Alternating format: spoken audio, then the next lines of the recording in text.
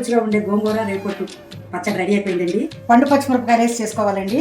పచ్చిమిరపకాయలు 1 కప్పు, రేపొట్టు ముందుగా శుభ్రం చేసి పెట్టుకున్నామండి. ఉడకపెట్టుకున్న గోంగూర, ఉల్లిపాయలు, వెల్లుల్లి, పసుపు, ఆయిల్, ఉప్పు అండి. ఆయిల్ వేస్తున్నానండి పచ్చిమిరపకాయలు వేయించుకోవడానికి.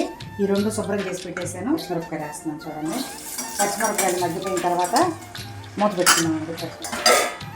కొంచెం పసుపు వేసుకుంటున్నామండి. పచ్చిమిరపకాయలు వేగిపోయి ఆపేసుకున్నామండి స్టవ్.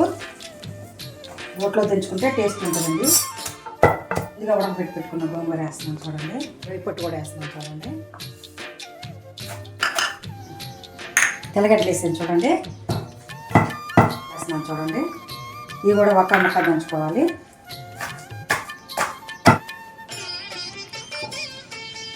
ఎంతో రుచిగా ఉండే గోంగూర రేపొట్టు పచ్చడి రెడీ అయిపోయిందండి.